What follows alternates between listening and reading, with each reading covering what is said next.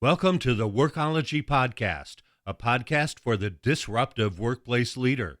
Join host Jessica Miller-Merrell, founder of Workology.com, as she sits down and gets to the bottom of trends, tools, and case studies for the business leader, HR, and recruiting professional who is tired of the status quo. Now here's Jessica with this episode of Workology. Welcome to the Workology Podcast, sponsored by ACE the HR Exam and Upskill HR. These are two of the courses that at Workology we offer for HR certification prep and recertification for HR leaders. And you can learn more about these over at Workology.com. This podcast is part of a new series that I'm calling HR Basics. It's where we cover common yet complicated topics within the world of human resources.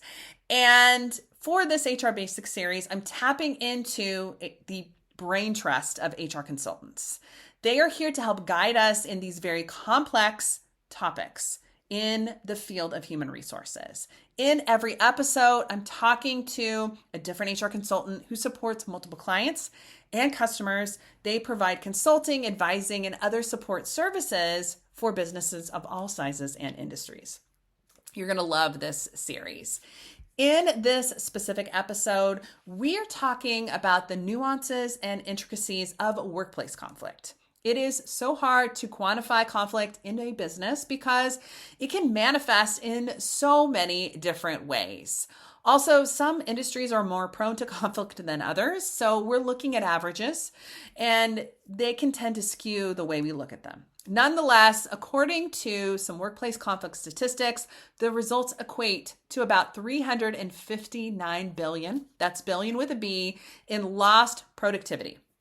Breaking this number down even further, studies show that individual workers have to spend about 3 hours, that's 2.8 hours to be exact, handling various conflicts and their after effects. That is per week. I think we all want to reduce conflict, and not just because it's costing us, and I mean me and you, 3 hours or more of lost work time per week, but think of the increased stress, drama, and just the worry that often comes along with conflict bleeding into not just work, but other areas of our lives. So before I introduce today's guest, I do want to hear from you. Please comment podcast, and you can head on over to our pinned Instagram post at Workology blog to ask questions, leave comments, and make suggestions for future guests. Just head on over to that pinned post over on Instagram at Workology blog. Comment the word podcast, and you're going to get connected with me. I want to hear from you. Today's guest is Beth Conner. Beth is a master of communication, leadership, and a mother. She's a consultant in human resources with experience in leadership training and development. She works with executives and management to strengthen leadership in an organization through public speaking and internal training development. You're going to love her expertise, her examples. Beth, welcome to the Workology Podcast.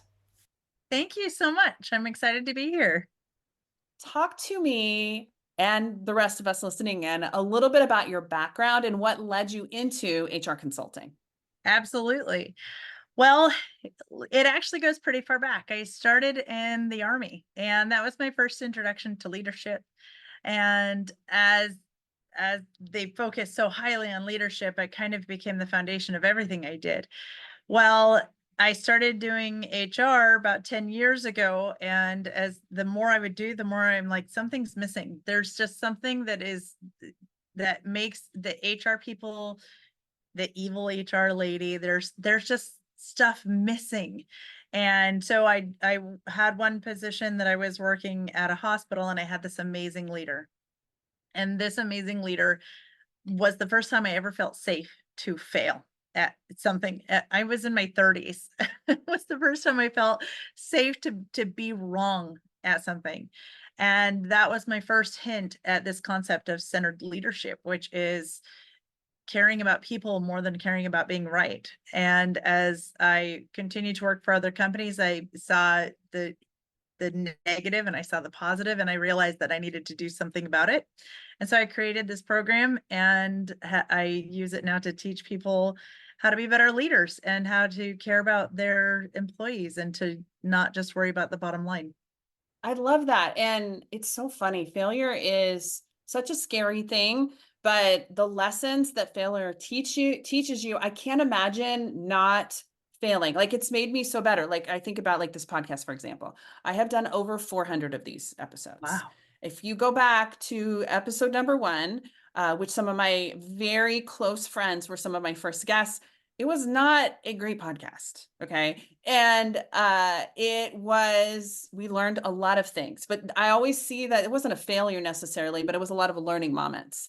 And there are times when I have failed where, technical glitches, I didn't prepare properly, but you learn through those experiences. And I always tell my HR certification prep folks, like, if you don't pass the exam the first time, the important thing is to think about the lesson in that failure. What can you learn from it to do better? And I think as HR leaders, I would love for us to be able to do that too. It's just hard when we think about so much of our jobs like compliance and employment law focus. Like I know the numbers of what failure looks like if somebody doesn't do X, and I know you do too. So I think we're kind of in that space. But like if we don't give a presentation perfectly, or if it's our first time to stand up in front of maybe the leadership team and present and it didn't go very well, those aren't necessarily bad things. Yes. Every mistake we make, every trial we have is towards our progress and growth. And that's part of humanity.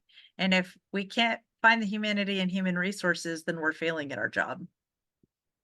And that's why I'm so excited about this series and the work that we're going to be talking about, all about how to be better leaders, how to improve, leadership conversations, how to be leading our people better.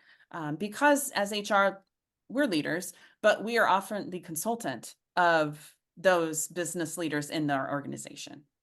Yes. Mentor or not, but it can create a lot of opportunities and also challenges too.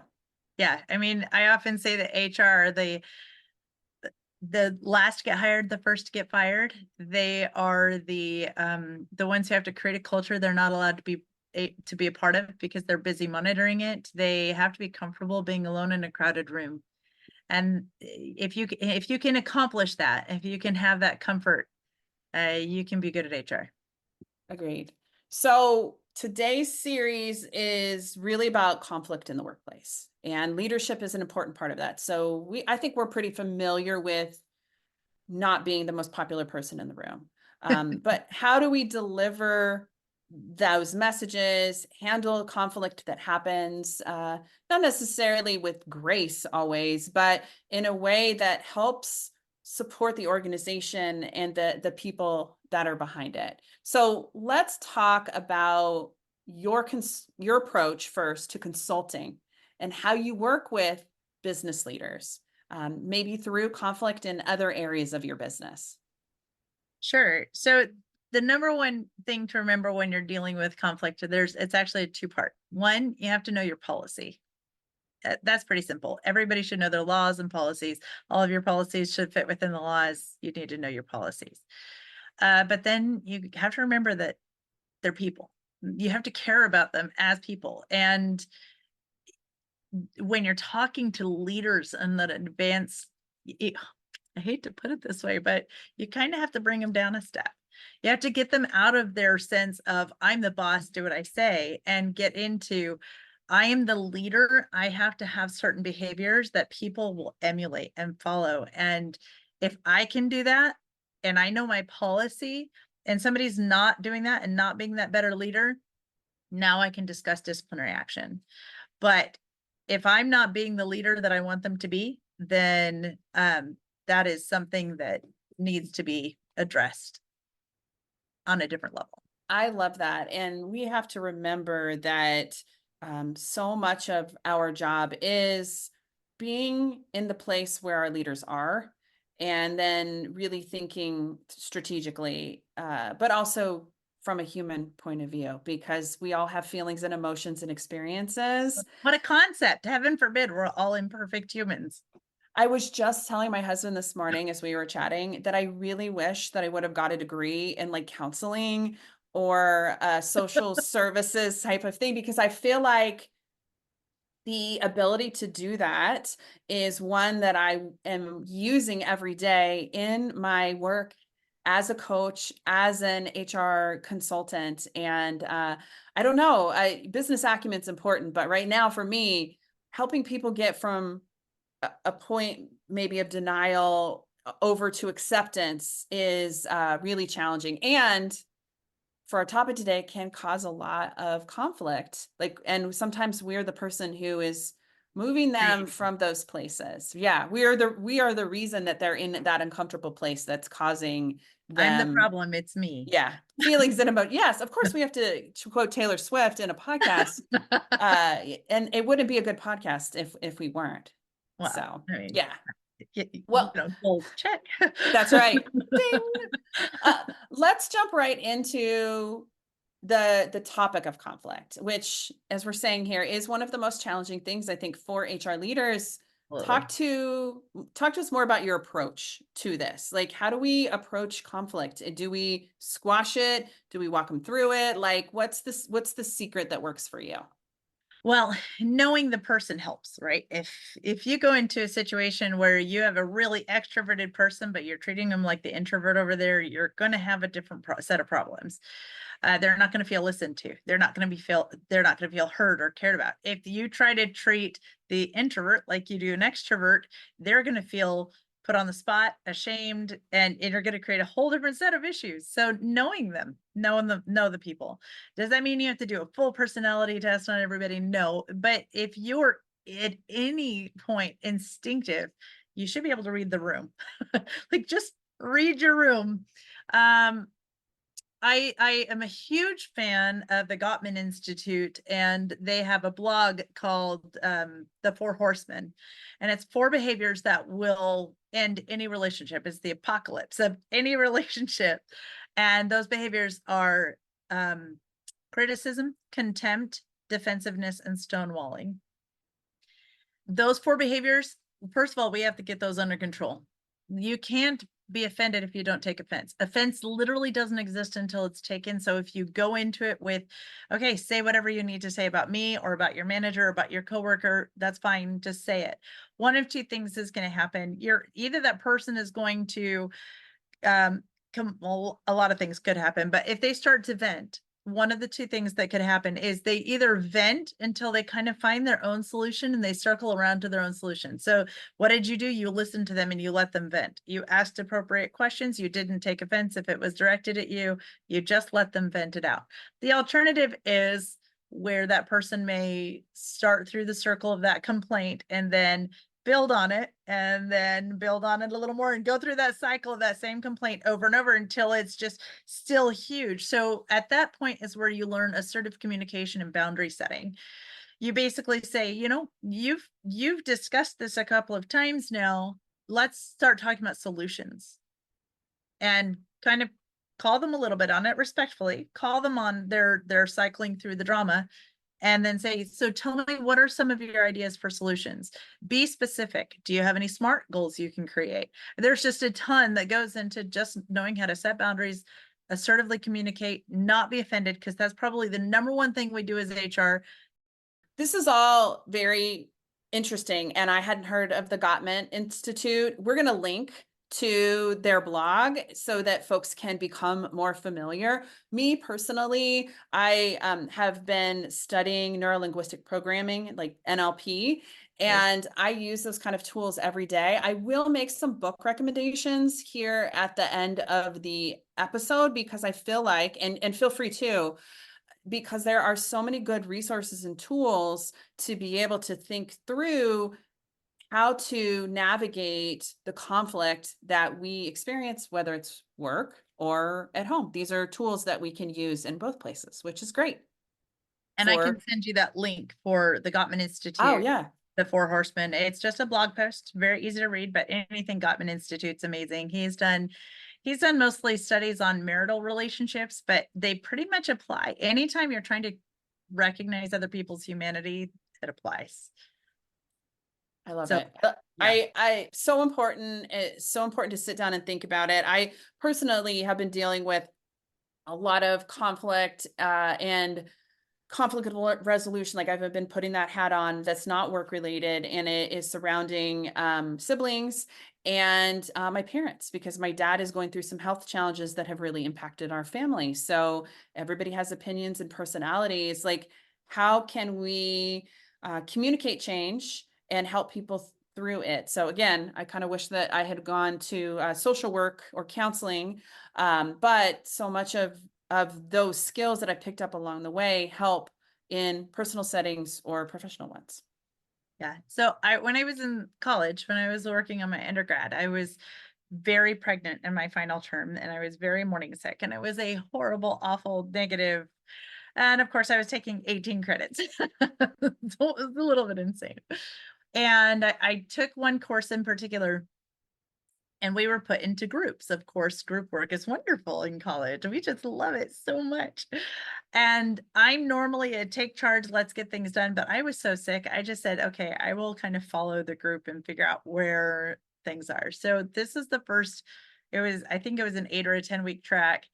And it was probably week 5 before I felt well enough to kind of pay a little closer attention and realized that we were all getting D's. Like we were not doing well. And I knew we had one more assignment to turn in, and I read the room. So what did I do? I became the leader. Now, I was totally okay not being a leader if somebody else wanted to step in. So it's not like I was trying to take control, but I knew I needed to pass. And if nobody else was going to do it, somebody needed to. And sure enough, we all ended up getting an A on the assignment. I basically used everybody's strengths. I said, what are you good at? What do you enjoy the most? Okay, we'll do this and we'll have you do that. And everybody got to use the things they were already good at. They were motivated because somebody was taking charge. They didn't feel controlled, they felt led. And I think a lot of the time people are scared to be leaders because they're so afraid of being controlling. And the fact is that the people who want to be leaders, who seek out opportunities to be leaders, are usually the ones we don't want as leaders. We need the people who are humble enough to accept leadership and not feel like they're doing something wrong, but they still have to step up. You were so true about the ones that step up are probably not the ones that we need.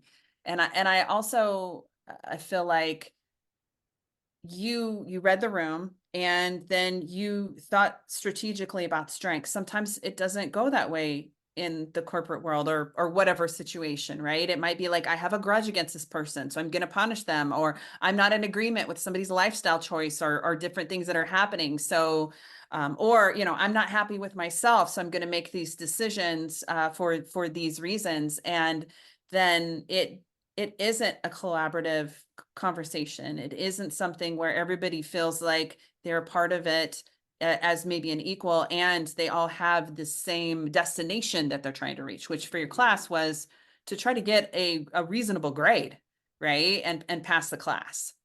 So what happens when you have poor leadership in an organization? You have higher turnover, you have less buy-in, you have people who are jump ship in a heartbeat. They would get paid 15% less just to have a better culture. And most organizations who have poor leadership don't understand that. They're like, well, we're paying just fine. No, it's not just about the pay. People are willing to take less to have a better environment because they have to go home each night and feel valid. And if 1/3 of their life that we spend working with these people is just torture, there's no validity there. So why wouldn't we go find a better position somewhere else? We have no buy-in. We don't owe you anything anymore. And nobody really feels like they owe anybody anything anymore right now anyway. It's part of the modern culture in HR. So much of what happens in the workplace bleeds over into your personal life. Like I was talking about this morning, I was talking to my husband with some stuff. Like when things happen, it doesn't just impact you as the individual. We don't just shut things off. You bring it with you home. You maybe if you're having a stressful day, you react to your partner or your friends or your kids a little bit differently. Like it has a ripple effect. And so being in an environment where there's conflict or a lot of stress or it's causing you anxiety is making not just us, but everyone around us, like they're feeling the impact. I think people don't understand. We say a third of our lives and they're like, well, that's not really real. Let's think about this for a second. If I wake up an hour before I'm supposed to leave for work, hour drive approximately, for a lot of people, that's average these days, 45 minutes to an hour. That's 2 hours a day thinking about prepping for and being ready for work. Then I have an 8 to 12 hour shift, an hour drive home, and at least 30 minutes of just getting my brain back together.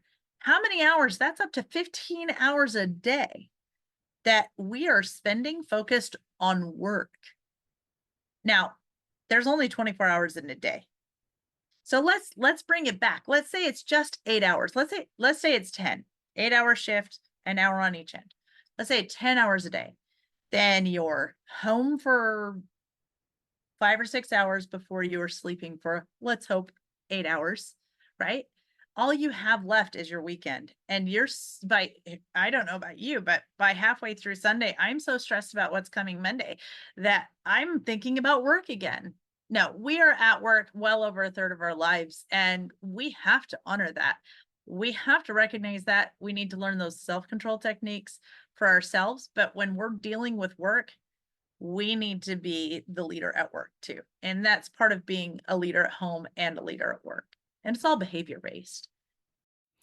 Let's take a reset. My name is Jessica Miller-Merrell, and you're listening to the Workology Podcast. It's powered by ACE, the HR Examine, Upskill HR with Beth Conner. She's an HR consultant with centered leadership. Before we get back to that, comment the word podcast on my pinned post over on Instagram. It's at Workology Blog. You can ask me questions, leave comments, and make suggestions for future guests. I want to hear from you. Okay, back to the conversation with Beth, where we're talking about workplace conflict as part of our HR Basics series. Let's shift gears a little bit and talk about some other parts of workplace conflict, and particularly the ones that involve difficult conversations, right? And you know what I'm talking about. Like, we're talking about terminations, layoffs, like performance conversations that we know or policy violations that are going to get ugly, or we're delivering some feedback to somebody who isn't actually open to receiving. So I wanted to ask you, what is the most important thing to consider when we're training our managers to handle things like employee documentation and those terminations conversations that are going to happen? Because we shouldn't be doing those as HR professionals. We should be training people to do those. So I'm saying we're not the ones going, hey, sorry, it's your last day. Managers are doing those things. Should be. The first thing I would start with is something you actually mentioned is bias. The number one thing I would teach any manager is bias. It's just not being biased. So you've been dealing with this employee and their crap behavior, insubordination, their lazy attitude, whatever it happens to be, and you automatically have an opinion about them. How do you overcome that bias? And the fact is, the first thing you need to do is be aware that you have it. Don't try to deny it and say, okay, now I have this bias. This person has been lazy. I've been struggling with them for the last 6 months and finally got approval to have them terminated. And how do I overcome the bias? And this is probably the hardest thing to teach people, because I can't change you. Only you can change you. I have to somehow, in my training, I have to give you the desire to change and to get rid of your own bias. And that's something that really, kind of like what you've been saying, is I wish I had been taking counseling and stuff like that, because that's really what it comes down to is, not being offended, knowing how to communicate assertively, and overcoming bias. If you can do those things, you're going to get into this conversation, and they're hard. They are hard conversations, and sometimes we don't want to have them. So, taking opportunities to teach how to do progressive disciplinary action, really, and that comes down to a couple of more technical side of things. One, know your policies. If somebody wants to fight back at you, be the assertive communicator and say, this was the policy. This is what we expected. We've already done a PIP. This is what your PIP said. You didn't achieve it. Now it's time for termination. This is your policy. I will not be offended by the fact that you hate me right now. I just can't be. I don't have the energy to give you that. So we're just going to do this termination, and not really letting them sway. Let them talk, let them vent a little bit, but then call them back on it, bring them back, and say, this is so, as you it's have you ever babysat a toddler? Have you ever had children who were toddlers? It's kind of like this. You're like, you're wanting to touch this. Let me distract you. All right, I want to argue with the fact that you're firing me, and I'm going to turn around and say, well, actually, here are the benefits that are still going to be in place until the end of next month. And here, like, you just don't let them. And that's part of that conversation. There's a lot of techniques that you can use, but at the end of the day, they're still human. Let them be angry and then do your job. It's just a balancing act.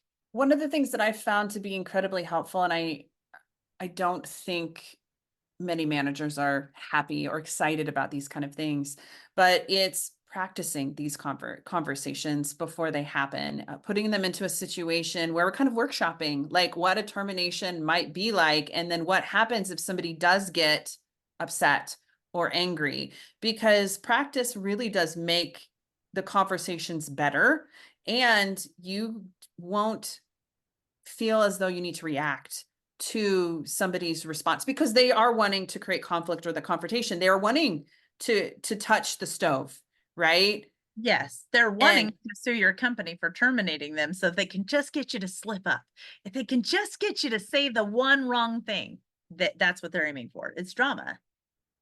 Yeah. Or just a drama, threatening to sue, or they're going to film their termination and then post it on TikTok to hurt you, right? So how do we, I just feel like we need to get our managers in practice sessions, working through terminations, because if you're familiar with it, and if we have had regular conversations with our managers are talking to our employees, these terminations aren't going to be a surprise.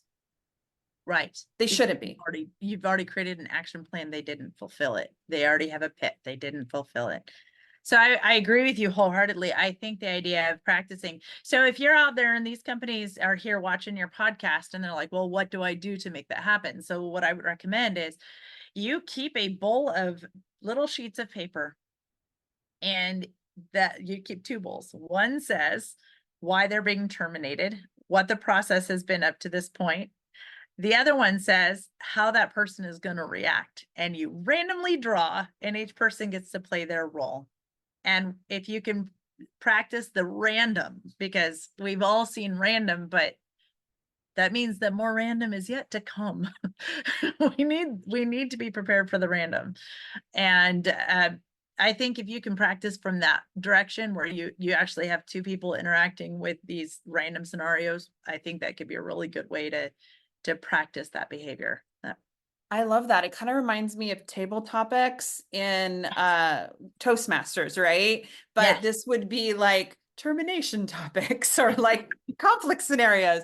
I'm seeing a lot of eye rolls in my mind from managers, but I think if they could practice these kind of things, they're going to feel a lot more confident, and I would feel a lot more comfortable that they can handle those situations. So maybe I don't need to be in every termination. Right. And just You have probably should be. Every termination should have HR support. It shouldn't be your job to take over because they're doing a crap job. And that's what I'm seeing a lot of, and of course, everybody likes to throw HR under the bus. Yeah. It's important to remember that not all conflict is bad. It can be good, and it can really get things out into the open. Most importantly, especially when it comes to the workplace, is having not only tools and resources to navigate conflicts, but also awareness and openness, which is why and how we encounter them. I've often found that sometimes we take conflict incredibly personally, and it's important to remember when we're on the receiving end of conflict, it is really not about you at all. I tell myself all the time, remind myself that, and I tell myself that person's conversation or their statement is coming from a place of love. I think that's probably the hardest thing to remember when we're talking with work colleagues and work peers, and our emotions are charged and we have these feelings, because conflict can be hard, and it's hard to get outside ourselves and kind of see it from a different point of view. As HR leaders, we're we aren't always in the thick of conflict, but I feel like sometimes we are. We are often on the sidelines as a support or a coach, encouraging folks, which is why I appreciate Beth's insights on the podcast today. I believe it is our responsibility as experts in HR and as experts like Beth to share what they know in places and spaces like this one. HR consulting is more than just training. It's hand-holding, educating, communicating, and structuring learning systems, advising and canceling. So many different things. And I have learned so much from the HR consultants in my career, and as well as Beth today. I appreciate her sharing her expertise and experience with us on today's podcast. Please connect with her. And I want to connect with you too. Comment podcast on my pinned Instagram post at Workology blog. You can ask me questions, leave comments, and make suggestions for future guests. I want to hear from you. Thank you for joining the Workology podcast, sponsored by Upskill HR and ACE the HR exam. This was a great conversation. Head on over to upskillhr.com to get the full conversation. So this is just a small snippet of the actual episode that you're listening to now. You can head on over to upskillhr.com and get access to our full robust library of resources. We have over 100 hours of personal and professional development, webcasts, videos, and podcast interviews like this one. And they're all pre-approved for HRCI and SHRM recertification credits and PDCs. This podcast is actually worth one HRCI and SHRM certification credit over on Upskill HR. Head on over to upskillhr.com to sign up. This podcast is for the disruptive workplace leader who's tired of the status quo. My name's Jessica Miller-Merrell. Until next time, visit workology.com where you can listen to all our Workology podcast episodes. Have a great day.